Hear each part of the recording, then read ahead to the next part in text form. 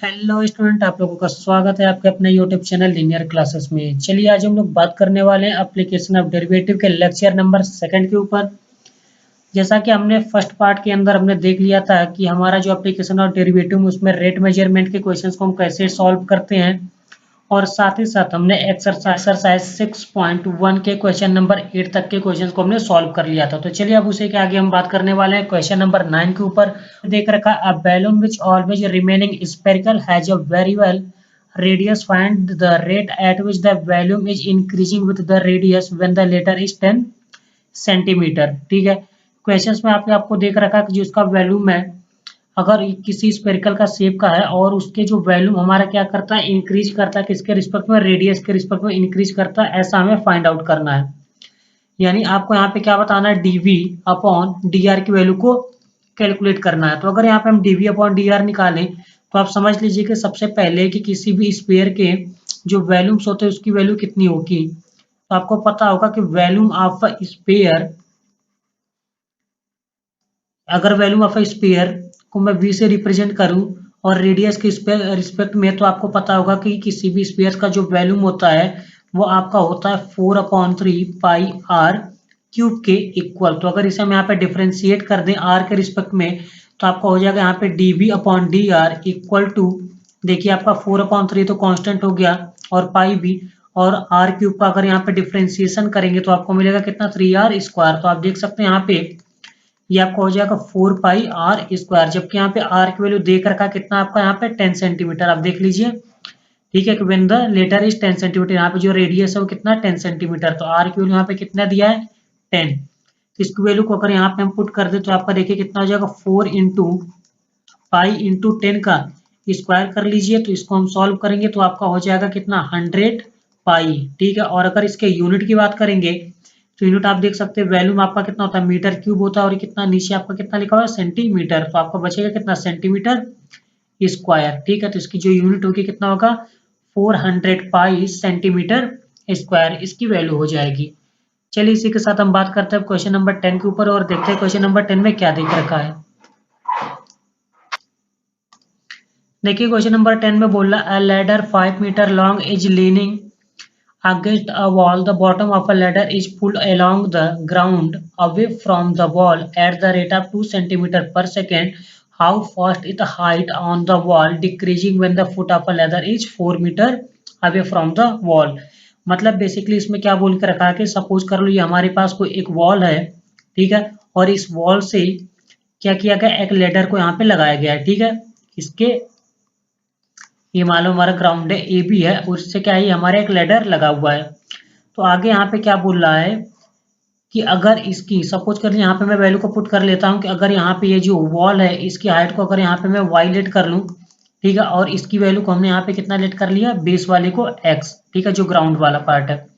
और अगर यहाँ पे, क्योंकि आप देखिए लेडर की यहाँ पे वैल्यू देख रखा कितना मीटर है, 5 मीटर लॉन्ग है, यानी डेट मीन्स इसकी जो वैल्यू है आपके कितना दिया, 5 मीटर देख रखा हुआ है। तो आगे आपको क्या बोल रहा है कि यहाँ पे कि आपको क्या फाइंड करना, आप देख सकते हैं यहाँ पे बोला how fast it height on the wall it decreasing, मतलब इसकी जो हाइट है वो कितने से डिक्रीज करेगी अगर हम आपका अगर कहते हैं लेडर को नीचे की तरफ खिसकाते हैं, ऐसा इसने बोला है। तो आप देख सकते हैं यहाँ पे कि एक यहाँ पे राइट एंगल ट्रायंगल्स बन चुका है। ठीक है, और आपको यहाँ पे क्या फाइंड आउट करना, पहले मैं बता देता हूँ कि आपको ये पूछा कि हाइट जो कितने से डिक्रीज करेगी, मतलब बेसिकली आपको यहाँ पे क्या निकालना है, dy अपॉन dt, मतलब टाइम के रिस्पेक्ट में जो हाइट होगा कितने से डिक्रीज किया होगा।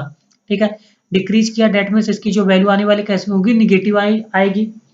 तो वो फाइंड आउट करने के लिए सबसे पहले अगर हम यहाँ पे बात करें, यहाँ पे पाइथागोरस थ्योरम्स का यूज करें, तो आप देख सकते हैं यहाँ पे कि पाइथागोरस थ्योरम्स अगर यहाँ पे अप्लाई करेंगे तो आपका मिलेगा कितना, x² plus y² equal to कितना है, 5 का स्क्वायर, मतलब आपका हो जाएगा कितना, 25। आप देख सकते हैं यहाँ पे हमने बेस का स्क्वायर प्लस परपेंडिकुलर का स्क्वायर इक्वल टू कितना हो जाएगा आपका, हाइपोटेनस का स्क्वायर। तो हमने ऐसा कर लिया। अब अगर यहाँ पे हम y की बात करें, क्योंकि हमें dy अपॉन dt निकालना, तो y इक्वल टू आपका कितना हो जाएगा, ये आपका हो जाएगा 25 माइनस x², और ये रूट के अंदर चला जाएगा। ठीक है, क्योंकि अब क्या आपको करना है, यहाँ पे इसको डिफरेंशिएट करना है किसके, t के रिस्पेक्ट में। और एक चीज यहाँ पे देखिए, जो ग्राउंड की जो डिस्टेंस है वो कितना, 2 सेंटीमीटर से क्या किया यहाँ पे इंक्रीज करता है, मतलब पुल किया जाता है। मतलब आपको यहाँ पे देखिए ग्राउंड को हमने कितना लेट किया, x लेट किया है, मतलब आपको यहाँ पे dx अपॉन dt देख रखा है, कितना दिया है ये 2 सेंटीमीटर पर सेकेंड। ठीक है, ये आपको देख रखा है, तो इसको आप डिफ्रेंशिएट कर दीजिए टी के रिस्पेक्ट में। तो जैसे हम यहाँ पे डिफ्रेंशिएट करेंगे तो आपका हो जाएगा dy upon d t equal to, और इसका डिफ्रेंशिएशन करेंगे तो सबसे पहले यहाँ पे हमने under root 25 minus x square का करेंगे तो आपको मिलेगा कितना 1 अपॉन, और नीचे कितना हो जाएगा 25 माइनस एक्स स्क्वायर 2 टाइम्स के साथ। ठीक है, और अगर यहाँ पे हम बात करते हैं किसके लिए 25 माइनस एक्स स्क्वायर के लिए, तो देखिए 25 का तो 0 हो जाएगा और एक्स स्क्वायर का करेंगे तो आपका कितना मिलेगा 2x, जबकि यहाँ पे हमें करना था किसके में t के रिस्पेक्ट में। तो जब यहाँ पे अलग से x का करेंगे तो आपको मिल जाएगा dx अपॉन कितना dt। ठीक है, तो आप यहाँ पे देख सकते हैं ये 2 कैंसिल हो जाएगा, तो आपको बचेगा कितना आप देख सकते हैं, आगे मैं भी दिखाता हूँ। तो यहाँ से आपका dy अपॉन dt इसकी जो वैल्यू आएगी वो हो जाएगा आपका माइनस एक्स अंडर रूट कितना हो जाएगा आपका 25 minus x square D x upon d T. अब देखिए सबकी वैल्यू यहाँ पे देख रखा था, तो हम यहाँ पे अगर इनकी वैल्यू को पुट कर दें तो आप देखिए x की जो वैल्यू थी वो आपको बेसिकली देख रखा है, कितना देख रखा है 4 मीटर। आप देख सकते हैं यहाँ पे कि जो x की वैल्यू आपका यहाँ पे देख रखा 4 मीटर, 4 मीटर। तो अब यहाँ पे अगर x की वैल्यू को वहां पे पुट कर तो देखिए आपको बेसिकली मिलेगा कितना, इसकी जो वैल्यू होगी x की वैल्यू यहाँ पे रख दीजिए तो हो जाएगा आपका -4 डिवाइड बाय नीचे आपका हो जाएगा 25 माइनस, और x की वैल्यू कितनी 4 तो होगी आपका 4 का स्क्वायर इंटू, और आप देख सकते हैं यहाँ पे dx अपॉन dt आपको देख रखा था कितना 2। तो आप इसे आप सॉल्व कर लीजिए, तो यहाँ पे देखिए मल्टीप्लाई करेंगे तो हो जाएगा ऊपर 8 और नीचे कितना हो जाएगा 25 माइनस 16, मतलब हो जाएगा -8 अंडर रूट 9। तो इसको आप लिख सकते हैं कितना -8 अपॉन 3। एक इसकी वैल्यू हो गई d y upon d t की। तो आप यहाँ पे देख भी सकते हैं कि जो d y upon d t की वैल्यू आई है निगेटिव में आई है, माइनस के साथ आया, मतलब ये जो यहाँ पे हाइट था वो क्या किया होगा यहाँ पे आपका डिक्रीज किया होगा, क्योंकि निगेटिव में वैल्यू है मतलब ये जो वैल्यू है वो कैसा हुआ डिक्रीज किया गया था। ठीक है, यहाँ पे डिक्रीज हुआ था क्योंकि आप अगर लेडर को नीचे की तरफ अगर पुल करोगे खींचोगे तो ऐसे केस में क्या होगा जो उसकी हाइट होगी डिक्रीज ही तो करेगी। तो ये आपका आ गया d y upon d t की वैल्यू -8 अपॉन 3, और यूनिट कितना हो जाएगा सेंटीमीटर पर सेकेंड, क्योंकि टाइम के रिस्पेक्ट में क्या हुआ था या डिक्रीज किया गया था। ठीक है, देखिए बात करने जा रहे हैं क्वेश्चन नंबर 11 के ऊपर। क्वेश्चन नंबर 11 में बोल रहा particles move along a curve 6y equal to x cube plus 2, then find the point on the curve at which the y coordinate is changing 8 times as faster as the x coordinate।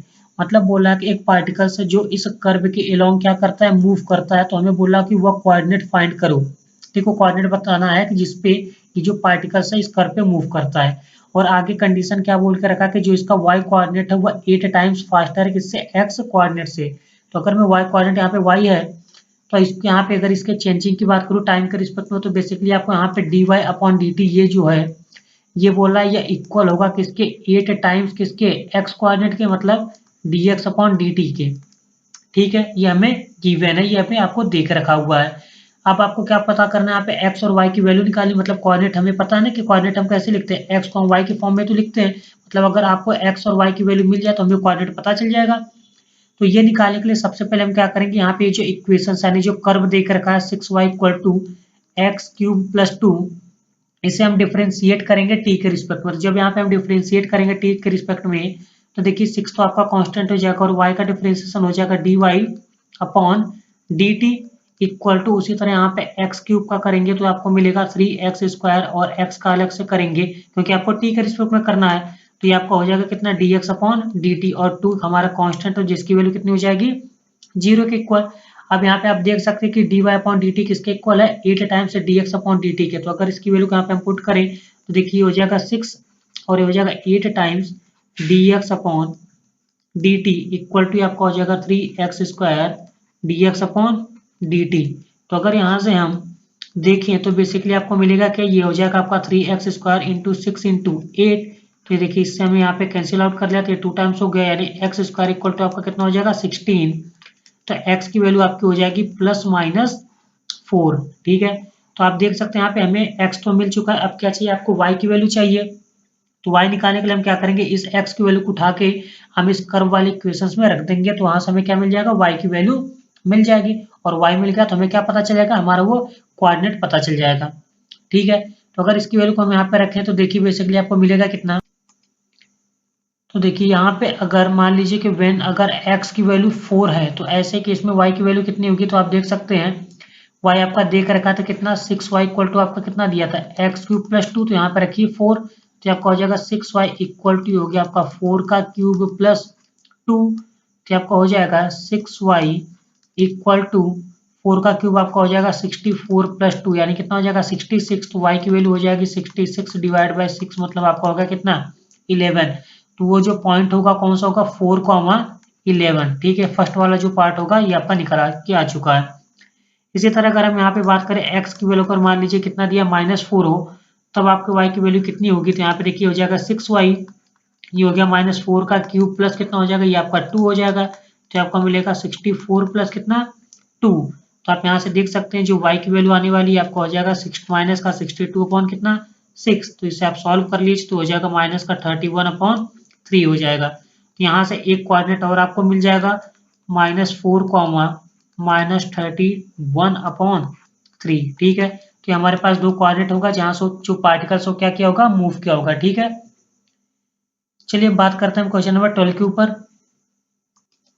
देखिए question number 12 में बोल रहा है the radius of an air bubbles is increasing at a rate of 1/2 centimetre per second, at what rate is the volume of a bubbles increasing when the radius is 1 centimetre. बोल रहा है एक air bubbles है जो क्या करता है वह इंक्रीज करता है, रेडियस उसकी जो वह इंक्रीज करती है कितने से 1/2 सेंटीमीटर पर सेकेंड से। तो आगे बोल रहा है कि उसका जो वॉल्यूम हो कितने से इंक्रीज करेगा। जैसा कि आपको पता होगा कि हमारे जो बबल्स निकलते हो कैसे स्पेरिकल के शेप में होंगे। ठीक है, तो आपको यहाँ पे बेसिकली क्या बताना है, पहले तो आप लिख लीजिए कि वॉल्यूम ऑफ अ स्फीयर ये कितना होता है। तो वॉल्यूम ऑफ अ स्फीयर आपका कितना हो जाएगा, इसको अगर मैं v से डिनोट कर तो ये आपका होता है 4/3 पाई आर क्यूब के इक्वल। तो आपको यहाँ पे फाइंड क्या करना है कि वॉल्यूम में कितने का चेंज होगा, मतलब कितने से इंक्रीज करेंगे, तो आपको बताना है। मतलब आपको क्या फाइंड करना है dv/dt निकालना है। तो ये आपको देख रखा है और साथ ही साथ आपको ये आपको निकालना और देखे क्या रखा है यहाँ पे रेडियस में चेंजेस देख रखा है। मतलब आपको यहाँ पे dr/dt की वैल्यू देख रखा है जो कितना है 1/2 सेंटीमीटर पर सेकेंड। तो हम करेंगे क्या यहाँ पे, क्योंकि हमें dv/dt चाहिए तो हम यहाँ पे जो वॉल्यूम ऑफ स्फीयर लिखे हैं इसको आप t के रिस्पेक्ट में डिफरेंशिएट कर दीजिए तो आपको वैल्यू मिल जाएगी। तो अगर यहाँ पे हम इसको डिफरेंशिएट करें तो देखिए ये t के रिस्पेक्ट में तो आपका हो जाएगा dv/dt इक्वल टू आपका हो जाएगा 4/3 पाई और क्यूब का डिफरेंशिएशन कितना हो जाएगा 3r², जबकि यहाँ पे t के रिस्पेक्ट में करना है तो ये आपका हो जाएगा कितना dr/dt। तो सबकी वैल्यू यहाँ पे पुट कर दीजिए तो हो जाएगा 4/3 पाई, ये आप देखिए यहाँ पे 3 हो गया और r की वैल्यू यहाँ पे देखिए 1 देख रखा, देखिए यहाँ पे रेडियस इज 1 सेंटीमीटर मतलब r की वैल्यू कितनी आपकी 1 है, तो हो जाएगा 1 का स्क्वायर और dr/dt आपका कितना दिया 1/2, तो यहाँ पे हमने रख दिया 1/2। तो आप देख सकते हैं ये 3 से कैंसिल हो जाएगा, 2 1 जा और 2 2 जा 4 हो गया। तो आप इसे यहाँ पे सॉल्व कर लीजिए तो ये आपका हो जाएगा कितना 2 बचेगा ऊपर और कौन सा पाई, तो आपका हो गया 2 पाई। और अगर इसके यूनिट की बात करें तो 2 पाई क्या हो जाएगा सेंटीमीटर क्यूब पर सेकेंड। ठीक है, तो इसकी जो वैल्यू आने वाली थी वो आपका होगा 2 पाई सेंटीमीटर क्यूब पर सेकेंड। ठीक है, चलिए इसी के साथ हम बात करते हैं क्वेश्चन नंबर 13 के ऊपर और देखते हैं क्वेश्चन नंबर 13 में क्या देख रखा है। देखिए क्वेश्चन नंबर 13 में बोल रहा है a balloon which always remaining spherical has a variable diameter. एक बैलून है जो क्या है वो स्पेरिकल शेप का है और उसका जो डायमीटर वो कितना देख रखा है 3.2 ब्रैकेट में 2x+1। तो आगे बोला find the rate of a change its value with respect to x, मतलब x के रिस्पेक्ट में इसके वैल्यू में कितने का चेंज होगा ये हमें बताना है। ठीक है, तो आपको देख सकते हैं यहाँ पे जैसा कि आपको पता होगा कि किसी भी स्पेयर का जो वॉल्यूम होता है वह कितना होता है, अभी हम बात कर चुके हैं, वो होता है आपका 4/3 पाई आर क्यूब के इक्वल। ठीक है, और साथ ही साथ आपको क्या देख रखा है यहाँ पे डायमीटर देख रखा है, डायमीटर मतलब बेसिकली डी की वैल्यू, डायमीटर को अगर मैं डी से रिप्रेजेंट कर तो आपको कितना दिया 3/2। ठीक है, ये हो गया आपका 2x+1 ये देख रखा है। तो अगर डायमीटर इतना है तो आपको पता है कि जो डायमीटर होता है रेडियस का क्या होता है 2 टाइम्स होता है, तो डी के स्थान पर कितना रख सकता हूँ 2r रख सकता हूँ, तो आपको कितना हो जाएगा 3/2 2x+1। तो यहाँ से आप r की वैल्यू निकाल लीजिए तो आपका हो जाएगा 3/4 2x+1। तो अगर इसकी r की वैल्यू उठा के हम यहाँ पे पुट कर दे तो आपको बेसिकली मिलेगा कितना, वैल्यूम हो जाएगा v = 4/3 पाई, और आर की वैल्यू यहाँ पे कितनी हो जाएगा 3/4 का क्यूब, और आगे कितना हो जाएगा 2x+1 का भी एक क्यूब हो जाएगा। ठीक है, ऐसा हमने इसलिए किया क्योंकि आप देख सकते हैं जो क्वेश्चन में बोला था इसका वैल्यूम है उसको डिफरेंशिएट करना था किसके रिस्पेक्ट में, x के रिस्पेक्ट में, ऐसा इसने बोला था। मतलब बेसिकली आपको dv/dx कैलकुलेट करना था।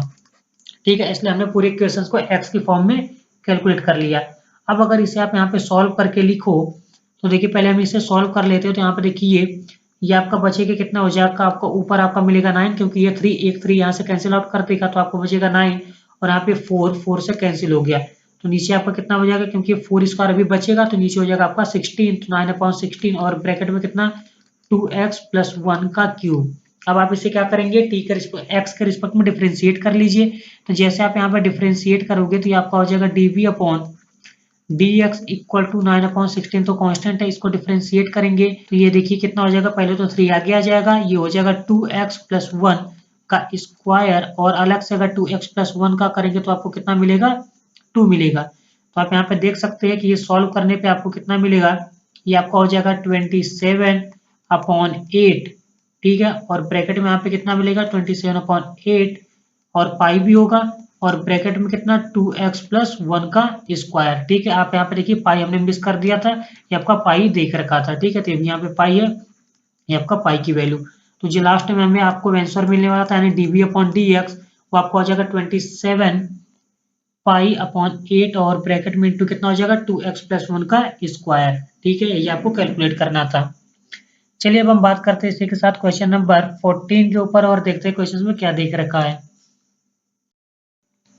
देखिए क्वेश्चन नंबर 14 में बोल रहा है the sand is pouring from a pipe at the rate at 12 centimeter cube per second. The falling sand form a cone on the ground is such a way that the height of a cone is always 1/6 of the radius of the base. So how fast is the height of a sand cone is increasing when the height is 4 centimeter.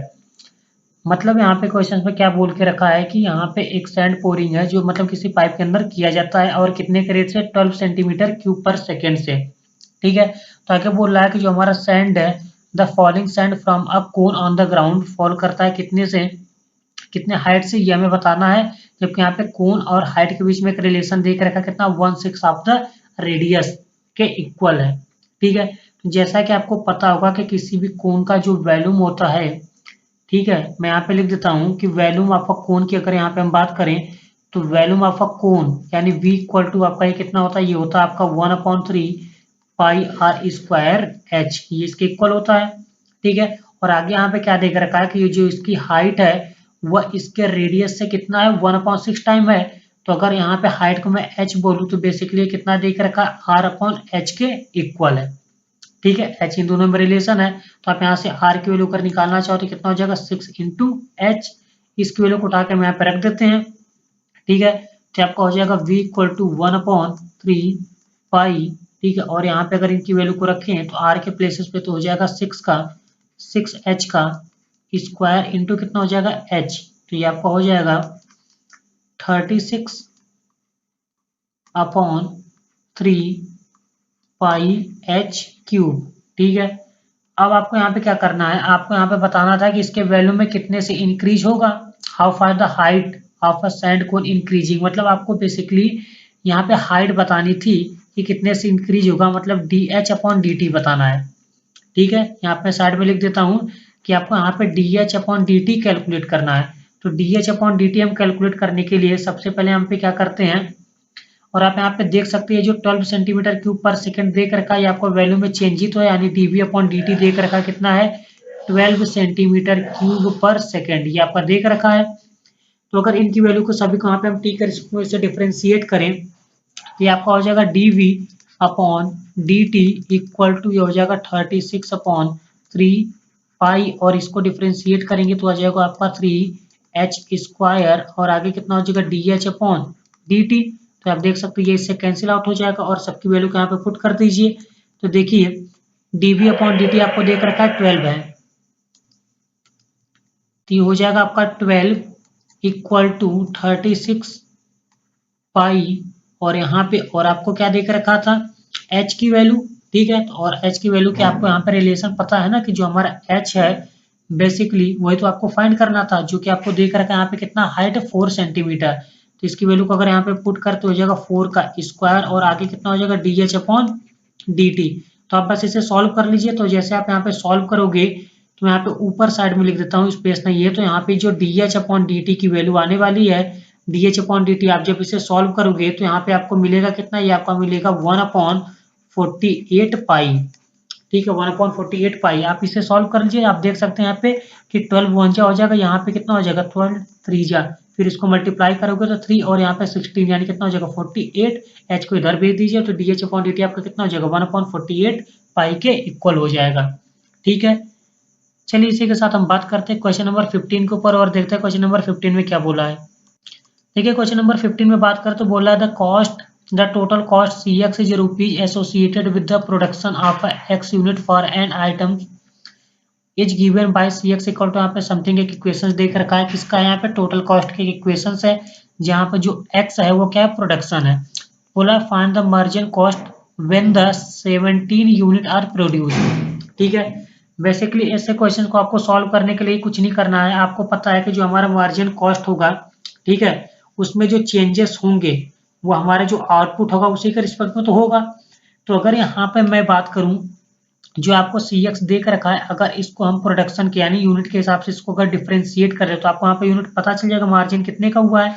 तो अगर मैं margin की बात करूंगा, basically क्या होगा कि जो हमारा कॉस्ट है उसमें मार्जिन मतलब एक्स प्रोडक्शन हो रहा है, तो अगर इसको मैं d c upon d x की बात करूँ तो बेसिकली आपको यही वहाँ पे फाइंड आउट करना है। तो ये फाइंड आउट करने के लिए क्या है, यहाँ पे जो इक्वेशन देख रखी है इसको आप यहाँ पे एक्स के रिस्पेक्ट में डिफ्रेंशिएट कर दो। जब आप यहाँ पे इसे एक्स के रिस्पेक्ट में डिफ्रेंशिएट करोगे तो देखिए आपका कितना हो जाएगा, ये आपका देख रखा है C x equal to 0.007 x cube minus 0.003 x square plus 15 x plus कितना दिखा देख रखा है यहाँ पे 4000।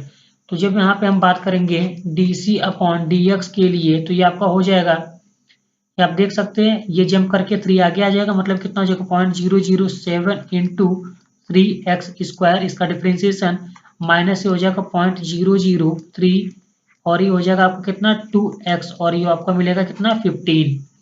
और जैसा कि आपको x यहाँ पे देख रखा कितना 7 यूनिट यहाँ पे आपको प्रोड्यूस करनी है। तो अगर यहाँ पे मैं x की वैल्यू को 17 पुट कर दूं तो देखिए आपको कितना मिल जाएगा d c upon d x, इसकी वैल्यू हो जाएगी आपका 0.007 इंटू 3 और x की वैल्यू आपका यहाँ पे देख रखा है 17 का स्क्वायर ये हो जाएगा, अगेन माइनस 0.003 इंटू 2 और x की वैल्यू कितना 17 प्लस 15। तो आप इसे सॉल्व कर लीजिए।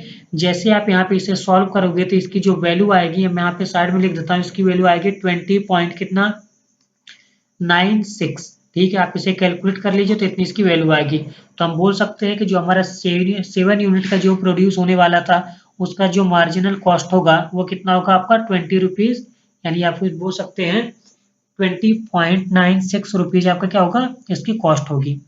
ठीक है, ये आपको यहाँ पे कैलकुलेट करना था। चलिए हम बात करते हैं क्वेश्चन नंबर 16 के ऊपर।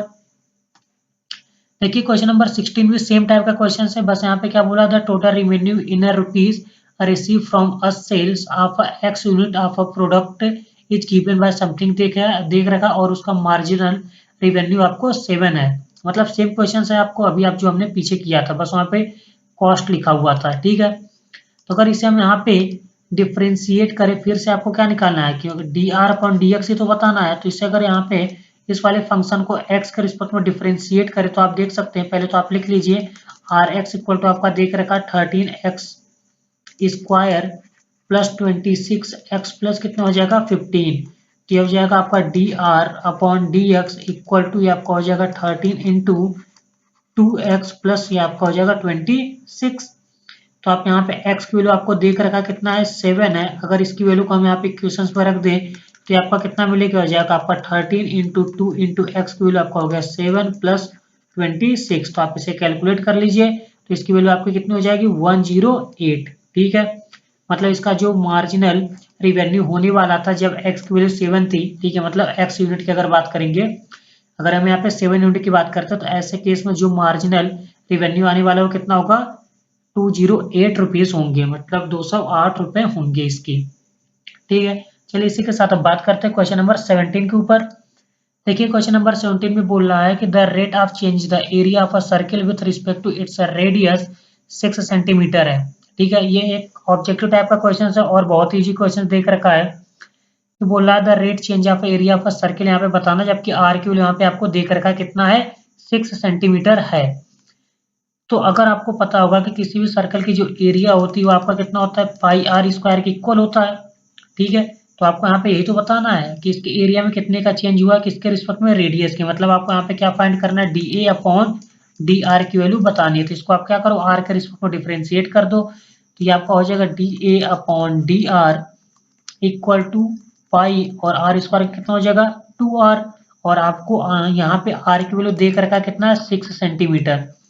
ठीक है, तो अगर इसकी वैल्यू को हम यहाँ पे पुट करें तो आपको हो जाएगा d A upon d are, इसकी वैल्यू हो जाएगी पाई इंटू 2 इंटू 6, यानी ये आपका हो जाएगा कितना, 12 पाई। और यूनिट की बात करें तो ये हो जाएगा सेंटीमीटर स्क्वायर, और नीचे आपको कितना हो जाएगा, सेंटीमीटर ये भी। तो बेसिकली आपका हो जाएगा 12 पाई सेंटीमीटर स्क्वायर। ठीक है, सॉरी सेंटीमीटर। आई होप आपको ये कॉन्सेप्ट समझ में आया होगा। इसका जो आंसर होने वाला है आपका कितना हो जाएगा, 12 पाई। ठीक है।